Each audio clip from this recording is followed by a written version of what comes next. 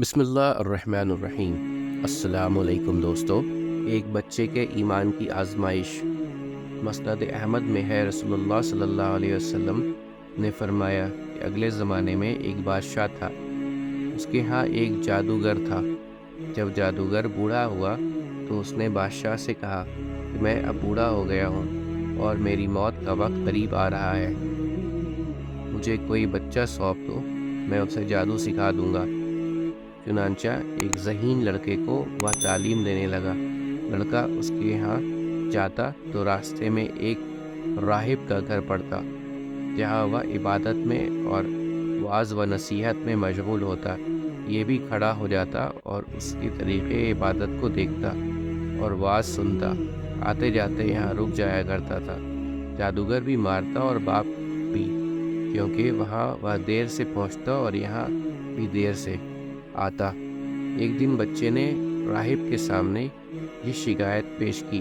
راہب نے کہا، جب جادوگر تم سے پوچھے کہ کیوں دیر ہو گئی تو کہنا کہ گھر والوں نے روک لیا تھا، اور اگر گھر والے بگڑے تو کہنا جادوگر نے روک لیا تھا۔ یوں ہی ایک زمانہ گزر گیا۔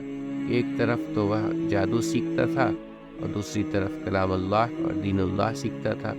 ایک دن یہ دیکھتا ہے کہ راستے میں ایک زبردست ہیبت ناک سانپ پڑا ہے، اس نے لوگوں کی آمد و رفت بند کر رکھی ہے۔ ادھر والے ادھر اور ادھر والے ادھر، اور سب لوگ ادھر ادھر پریشان کھڑے ہیں۔ اس نے اپنے دل میں سوچا کہ آج موقع ہے کہ میں امتحان لوں، راہب کا دین خدا کو پسند ہے یا جادوگر کا۔ اس نے ایک پتھر اٹھا کر اور یہ کہہ کر اس پر پھینکا کہ اے خدایا، اگر تیرے نزدیک راہب کا دین جادوگر کی تعلیم سے زیادہ محبوب ہے تو اس جانور کو اس پتھر سے ہلاک کر دے، تاکہ لوگوں کو اس بلا سے نجات مل جائے۔ پتھر لگتے ہی وہ جانور ہلاک ہو گیا اور لوگوں کا آنا جانا شروع ہو گیا۔ اور پھر لڑکے نے جا کر راہب کو خبر دی۔ اس نے کہا، پیارے بچے، آج کے دن تو مجھ سے افضل ہے۔ اب خدا کی طرف سے تیری آزمائش ہو گئی۔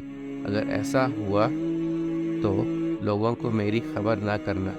اب اس بچے کے پاس حاجت مند لوگوں کا تانتا لگ گیا۔ اس کی دعا سے مدد زاد اندھے، کوڑی، جزامی اور ہر قسم کے بیمار اچھے ہونے لگے۔ بادشاہ کے ایک نابینا وزیر کے کان میں یہ بات پڑی۔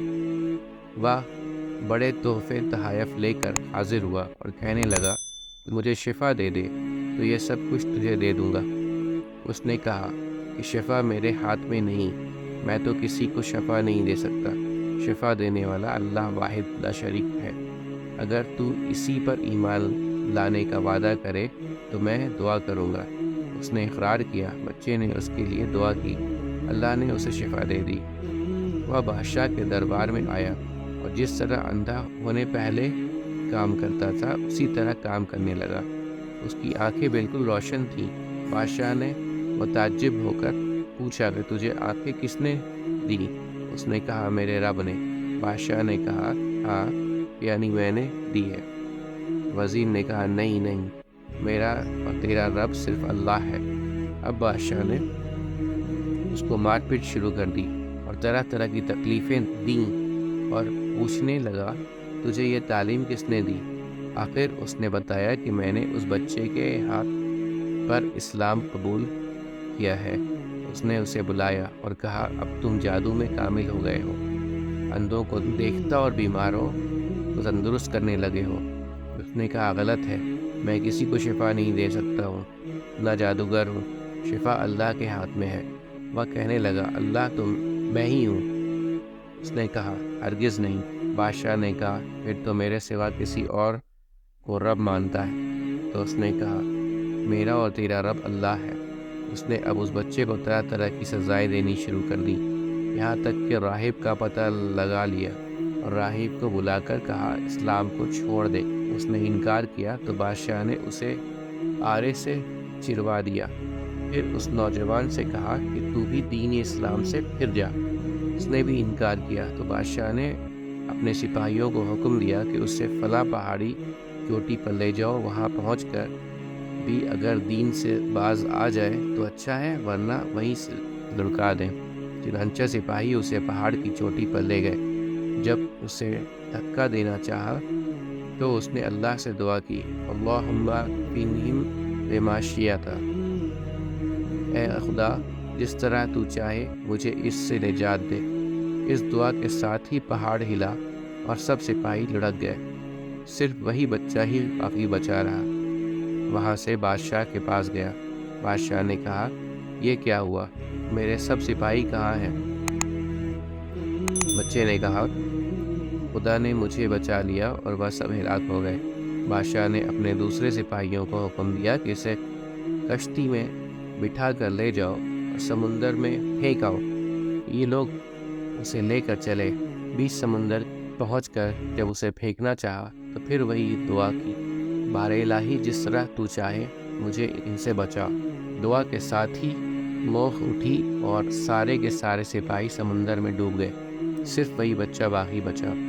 پھر وہ بادشاہ کے پاس آیا اور کہنے لگا، میرے رب نے مجھے بچا لیا، اور اے بادشاہ تو چاہے کتنی تدبیریں بھی کر لے تو مجھے ہلاک نہیں کر سکتا۔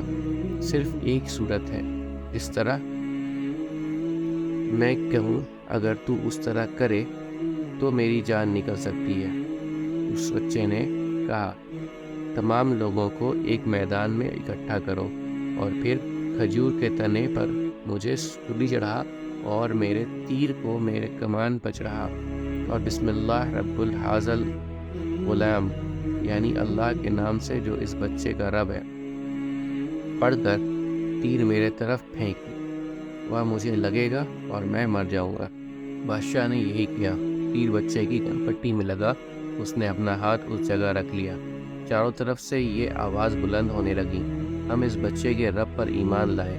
یہ حال دیکھ کے بادشاہ کے ساتھی بڑے گھبرائے اور کہنے لگے، ہم تو اس بچے کی ترغیب سمجھے ہی نہیں، دیکھیے اس کا اثر کیا پڑا۔ سب لوگ دین اسلام میں داخل ہو گئے۔ ہم نے تو اسے اس لیے قتل کیا تھا کہیں اس کا مذہب پھیل نہ جائے، لیکن جو ڈر تھا سامنے آ ہی گیا، وہ سب مسلمان ہو گئے۔ بادشاہ نے کہا، اچھا یہ کرو کہ تمام محلوں اور راستوں میں خندقیں کھدواؤ، ان میں لکڑیاں بھرو اور آگ لگا دو، جو اس دین سے پھر جائے پھوڑ دو اور دوسروں کو اس میں پھینک دو۔ مسلمانوں نے صبر شکیب اور سہارے کے ساتھ آگ میں چلنا منظور کیا اور اس میں کودنے لگے۔ البتہ ایک عورت جس کی گود میں دودھ پیتا چھوٹا سا بچہ تھا، ذرا جس کی تو اس بچے کو خدا نے بولنے کی طاقت دی، نے کہا، ماں کیا کر رہی ہے؟ تم تو حق پر ہو، صبر کرو اور اس میں کود پڑو۔ یہ شہادت گاہ الفت میں قدم رکھنا ہے۔ لوگ آسان سمجھتے ہیں مسلمان ہونا۔ امید کرتا ہوں دوستو کہ آپ کو آج کی ویڈیو اچھی لگی ہوگی۔